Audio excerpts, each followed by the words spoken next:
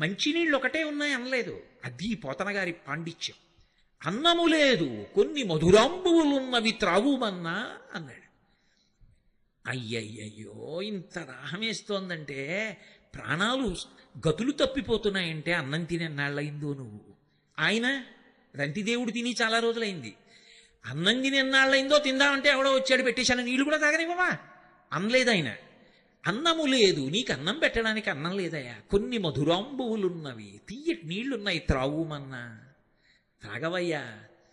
సకల శరీరధారులకు మేలునరించిన శరీరం ఉన్న వాళ్ళకు ఉపకారం చేస్తే ఇంకా అంతకన్నా కావలసింది ఏముందయ్యా ఈ శరీరానికి, తాగేయి అన్నాడు. అప్పుడు దేవతలు అందరూ వచ్చి నిలబడ్డారు. ఏమి శ్రద్ధయ్య అనేది, ఏమి అద్భుతం, ఎంత నమ్మకం శాస్త్రం మీద, ఎంత నమ్మకం గురువు మీద, రా నిన్ను అనుగ్రహిస్తున్నాం అన్నారు. ఇది సనాతన ధర్మం అంటే. దొంగతనాలు అరికట్టండి అంటే మీరు కర్రలతో మోది ఎక్కడ ఆపగలరు? శ్రద్ధ చేత ఆపగలరు. అందుకే ధర్మం ప్రబోధము, ధర్మ ప్రచారము, ధర్మమునందు పూనిక లోకంలో ఎటువంటి ఉపద్రవాన్నైనా సరే ఆప్చేసేస్తాయి. అందరూ సద్బుద్ధితో ఉన్నారనుకోండి, అందరూ శ్రద్ధావంతులు అయ్యారనుకోండి, నాకెందుకు, నేను పుచ్చుకోను, ఎందుకంటే పునర్జన్మలో నేను బాధపడాలి. కంచికామకోటి పీఠాధిపత్యం వహించిన మహాపురుషులు, అపర శంకరులు, పరమశివావతారులు, సన్యాస ధర్మాన్ని 100కి 100 పాళ్ళు పాటించిన మహాపురుషులు, ప్రాతస్మరణీయులు. చంద్రశేఖరేంద్ర సరస్వతి మహాస్వామి వారు ఒకప్పుడు దేశాంతరంలో పర్యటన చేస్తుంటే శుద్ధ పల్లెటూరులో ఉన్నారు. ఆయన పల్లెటూరులో ఒక పాకలో కూర్చుని అనుష్ఠానం చేసుకుంటూ విదేశాల నుంచి వచ్చినటువంటి ఒక వనిత వచ్చి గడపకి అవతల వైపు నిలబడింది. నిలబడి ఆవిడ ఒక ప్రశ్న వేసింది. ఆవిడంది, పునర్జన్మ సిద్ధాంతము సత్యము అని మీరు నిరూపించగలరా అంది. ఆయన నవ్వి ఏమీ మాట్లాడలేదు. ఆవిడ అలాగే నిలబడింది. ఒక అరగంట పోయిన తర్వాత ఒక అంతేవాసిని పిలిచారు. ఇక్కడికి దగ్గరలో ఒక ప్రసూతి కేంద్రం ఉంది, ఈవిడిని ఇవాళ అంతా వెళ్ళి అక్కడ కూర్చోమ్మనండి, రేపు ఉదయం 10 గంటలకి నా దగ్గరికి రమ్మనండి, ఎక్కడెక్కడ ఎవరికి ఏ పిల్లలు పుట్టారో వ్రాసుకుని రమ్మనండి అన్నారు. ఆవిడికి అర్థం కాలే నేను అడిగిన ప్రశ్న ఏమిటి, ప్రసూతి కేంద్రం ఏమిటి అని. ఆవిడ వెళ్ళి కూర్చుంది. మర్నాడు 10 గంటలకు వచ్చింది. ఏమైందో చెప్పమను అన్నారు. ఆ హాస్పిటల్లో ఉన్నవి 10 గదులు, అందులో 4 మంచి శీతల గదులు అంటే ఏసీ రూమ్స్, 6 సామాన్యమైన గదులు. నిన్నను 10 గదుల్లోకి 10 మంది ప్రసవ వేదన పొందుతున్నటువంటి ఆ స్త్రీలను తీసుకొచ్చారు. అందులో మహదైశ్వర్యవంతులైనటువంటి వాళ్ళు 2, వాళ్ళకి కొడుకులు పుట్టారు. మంచి అధికారంలో ఉన్న వాళ్ళు 2, వాళ్ళకి 2 కొడుకులు పుట్టారు. పుడుతూనే వాళ్ళు రోహిణీ కార్తెలో ఏసీ రూమ్స్లో ఉన్నారు. మిగిలిన 6 గదుల్లో 3 గదుల్లో ఉన్న వాళ్ళు మధ్యతరగతి కుటుంబీకులు.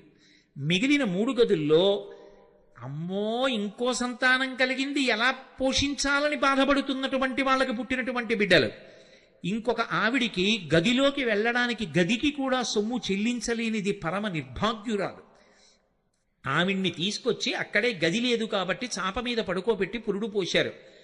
ఆవిడికి పథ్యం పెట్టడానికి ఏమీ లేదు. ఆ చుట్టుపక్కల ఉన్న వాళ్ళే డబ్బులు వేసుకుని తీసుకొచ్చి ఏదో రొట్టె ముక్కలవి కొనిపెట్టారు. ఇది జరిగింది అని ఆవిడని వెంటనే అంది, నాకు అర్థమైంది, పునర్జన్మ సిద్ధాంతం సత్యం, మీరిక చెప్పక్కర్లేదని వెళ్ళిపోయారు. ఆ శిశువు కోరి కోరి పుట్టాడా కోటీశ్వరుడికి కొడుకుగా? వాడి కోరిక ఏమైనా ఉందా? వాడికి అధికారం ఉందా నేను ఇక్కడ పుడతాను ఈ ఏసీ రూమ్లో అని? ఏదో ఉంది.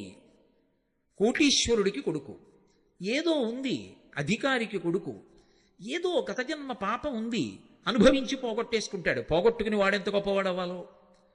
వాడు సామాన్యుడిగా పుట్టాడు. పుట్టడంలో పునర్జన్మ సిద్ధాంతం స్పష్టంగా కనపడుతోంది, నాకు అర్థమైంది అని ఆవిడ 2 చేతులెత్తి నమస్కారం చేసి వెళ్ళిపోయింది. ఇది యథార్థంగా జరిగిన సంఘటన.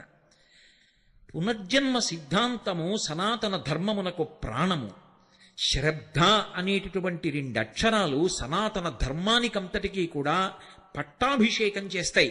అసలు ఇన్ని ప్రవచనాలు చేయడం దేనికోసం, ఇన్ని గ్రంథాలు చదువుకోవడం దేనికోసం, భగవంతుడు ఉన్నాడు అని నమ్మడం దేనికోసం అంటే ఆ శ్రద్ధ అన్న మాట కోసం. ఈ శ్రద్ధ దేనికి పోతుంది లోకంలో అంటే ఒడుదుడుకుల యందు పోతుంది. కలిసి వచ్చినప్పుడు శ్రద్ధ పోదు.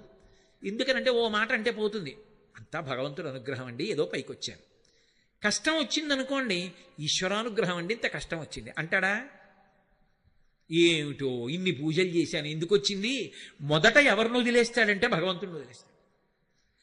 కానీ కష్టం వచ్చినప్పుడు కూడా ఇది ఈశ్వర అనుగ్రహం. గత జన్మలో ఏదో పాపం చేయకపోతే ఎందుకు వస్తుందండి కష్టం? నేను అనుభవించడానికి వీలుగా కష్టాన్ని ఇచ్చి తీసేశాడే మహానుభావుడు, ఆయనకో నమస్కారం. అన్నవాడు ఉంటాడే వాడు నిజమైన భక్తుడు. అది శ్రద్ధ, పండుతున్న శ్రద్ధ.